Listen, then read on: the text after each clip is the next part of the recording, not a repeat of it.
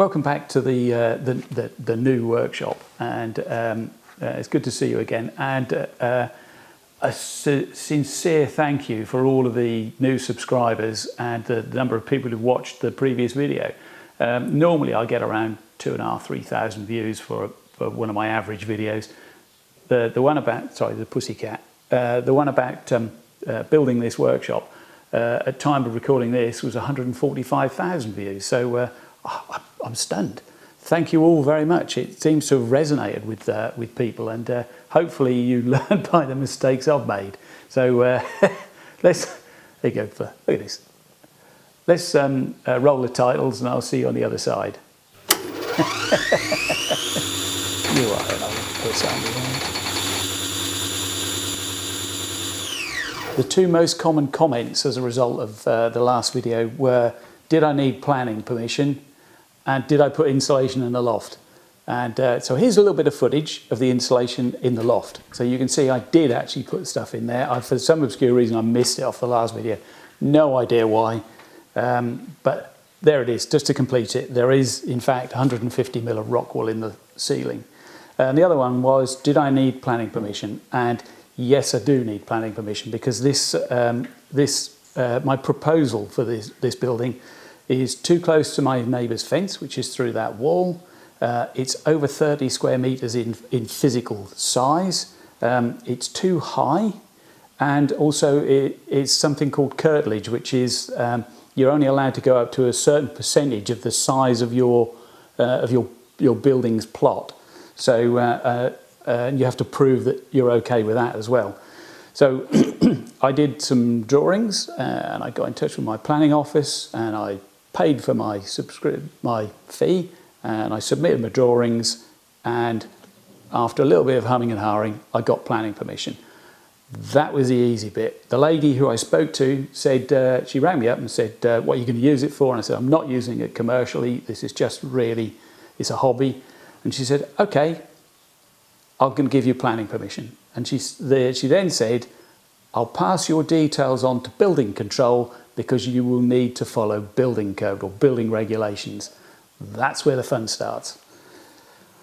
So, building regs, because we're over a certain size, I've got planning permission. Now I need to show building control that I'm going to build something that's suitable and sufficient. That crops up a lot in health and safety legislation, suitable and sufficient. Anyway, so you have to prove that your concrete base is going to be strong enough to cope with the load. That creates a punching force that could punch through the top of your concrete. Expansion cracks in, and then you have to show what level of steel you're going to put in. Let's say what you're going to make the walls from, wind loads in the area that you live in. If this was on the top of a hill in Cumbria, it would have to be made substantially stronger than it is here. The rafter load. I haven't bored you senseless with that for far too long. Let's have a look at at where we are with the construction inside this building. As you can see, I've moved a few bits and pieces in, and I've started to work on the first bench under the window there. We're moving back in time by a few weeks. This is the first epoxy floor I laid, and as you can see, it's got thousands of little pinpricks in it, and that one there is the one that worried me. We had quite a few of those that went right through the epoxy damp-proof membrane and to the concrete underneath. So if we're going to get any leaks, that's where they are. And this apparently is the fix for it. This is car body filler. Who knew? But I've been told that the professionals use car body filler to fill all those holes. So I went across the whole floor, as you can see here, filled them all, and then sanded it all back by hand. Was it tedious? Yes, it was. Did it take a long time? Yes, it did. Horrific amount of time, but there you go, it's done, and there's a little test piece of a new epoxy layer I put on. The problem with my first epoxy floor was it generated a lot of bubbles, and I couldn't get on the floor to sort the bubbles out. So looking round, you can get plates that you put on the bottom of your shoes that with spikes on, a bit like running spikes, so that you can walk on the wet epoxy and deal with the bubbles. So and they were quite expensive, so I thought, stuff that, I've got some spare bits and pieces, I'll make some. So there you go. You see, I've traced around one of my shoes, and I'm making two of them. There we go. A little bit of work. It took probably in all honesty, it took longer to film it and edit it than it did to make the damn things. So I screw them together here, and then once I've done that, I do a little bit of sanding. I don't know why I bothered. You don't need to. Haven't done that. Drilled in some holes in the side so that you can put some tie wraps in to hold it onto your shoes. I did change in the end. This auger was not a great way of doing it, so I used a standard metalworking drill. There we go. Piece of cake so far. Two nice strong flat plates that will fit on the bottom of your shoes. What more do you want?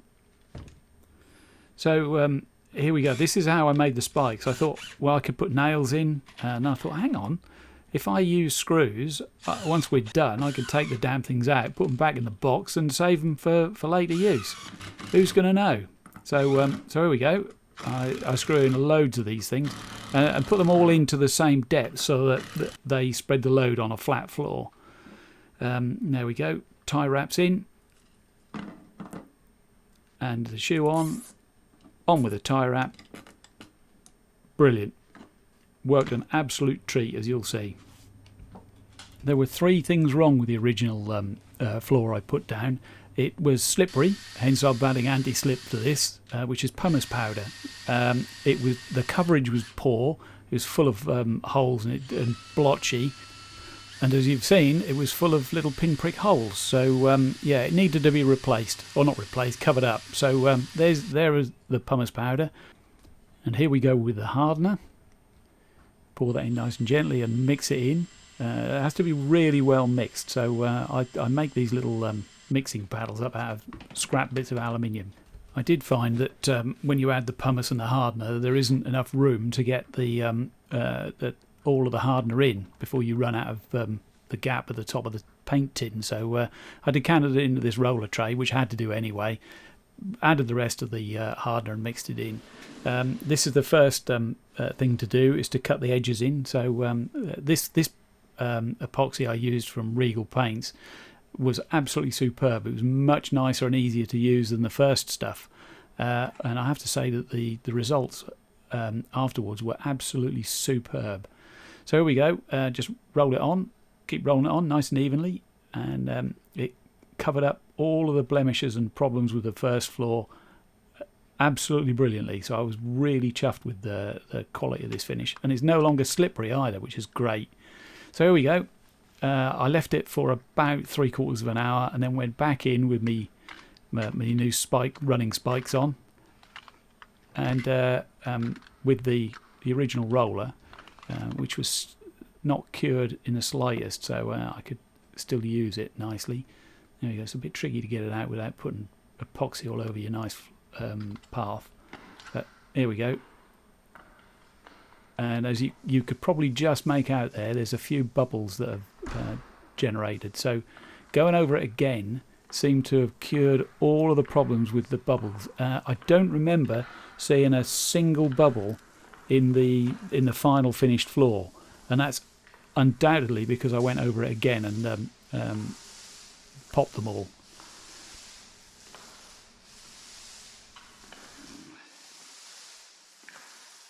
I also left this floor for the thickest end of a week just to make sure it was really hard and solid before I went back on it. And as you can see here, it came up absolutely brilliantly. I was really chuffed. Look at the quality. There's still a few pinpricks in it, but they are absolutely tiny. And if in the future I have to redo this, then that won't be that difficult to just go over the top. There you go, there's a little pinprick. It's also lost all of the slipperiness. It's got that pumice has added a slight abrasiveness to it, which has made it so much nicer to walk on. Anyway, there we go. The running spikes are finished with, so we'll quickly dismantle them. I can work fast when I need to. Get rid of those, take all the screws out, put them back in the bag, box, and we're away.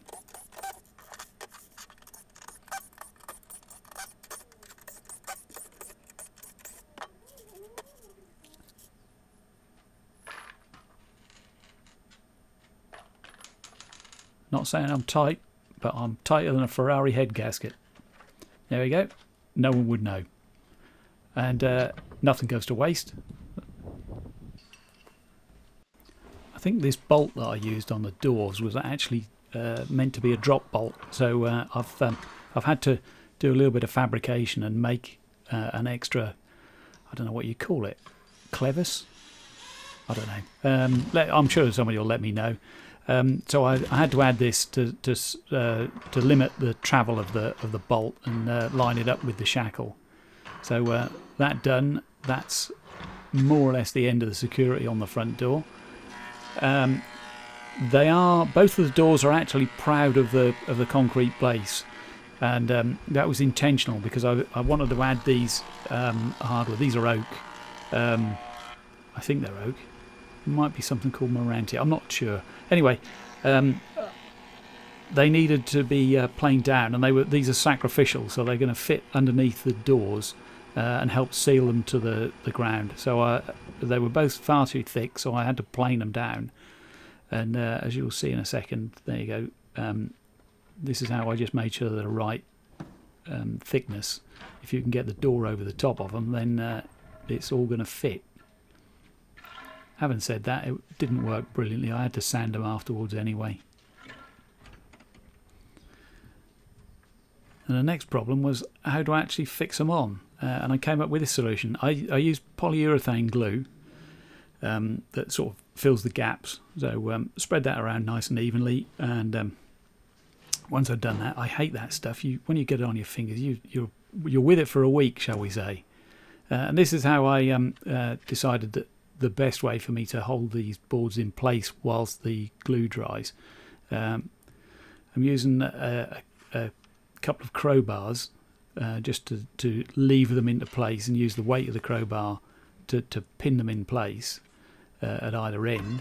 And once that holds them in place, then I wedged them up against the bottom with a dozen screwdrivers. You can't see the other side, but there's a load the other side as well to force it in as much contact as possible with the bottom of the door. Right, the last thing I'm going to cover in this video is we decided, I was talking with my wife and myself, and we decided that really we need some form of privacy film over the windows. I didn't want to put blinds in. I did originally, but then I thought, actually, in my old workshop, they're filthy and they're burnt slightly where I hit them with a blowtorch. Yeah, it's a bit of a mess. So we thought maybe we'll just put some privacy film on. And so this is what I bought. And it comes with a little test piece, so you can have a go and see what it's like. And I have to say, when I tilt this up here, you'll get to see through it. You can see the big difference in the amount of light it lets through. But on the outside, it makes the windows look really dark. It's quite good stuff. It is a faff to put on, though, I will admit. Having cleaned it, you can see that there's some really difficult to pick up on camera, but there's some marks on it. So I'm scraping them off. This is a utility blade knife in a little block that I made many years ago on the CNC router, and it's brilliant for this sort of thing. It's also very good at flattening off bits of wood, weirdly enough. Yeah, so cleaned it with my little scraper, a poor man's scraper. And now we put this film on. You put it on wet with oh, there's the wife. You can put it on wet with a mixture of window cleaner and water, and it's got a very slightly sticky back to it. So the water stops it all sticking to itself and sticking to the window pane. But you do then have to squeegee all the water out. So that's what I'm doing here. It's a bit of a faff. Having done that, you just cut round the excess, get rid of it, and put the window pane back in. You don't actually need to take the panes out. You can do it in situ, but I thought there's very little chance of me making a decent job of that. So I thought, stuff it, I'll take the window panels out. And there you go. You can see from this that the amount of light it lets through is dramatically reduced. And from the outside, you can see it makes it far harder to see in, which is partly the reason. There you go, there's 3 of them done. This is also a good thing to do to keep the inside and outside light balance correct. It's something that happens a lot with dramas and TV stuff, where a window would be scrimmed down with a frame and some cloth outside to make it look darker. There you go, that's what it looks like on the outside. Well, thanks for joining me. It's always good fun to make these little videos, and sorry there's not been a lot of construction in this one, but as you can probably see from here, I'm actually in the process of making my bench, or my first bench, so there'll be a lot more construction in the next video, so please join me for that one. Don't forget to hit the like and subscribe banner if you've enjoyed it, and please leave a comment, because I do read them all, and they're fascinating, really fascinating. So take care everybody, and see you next time.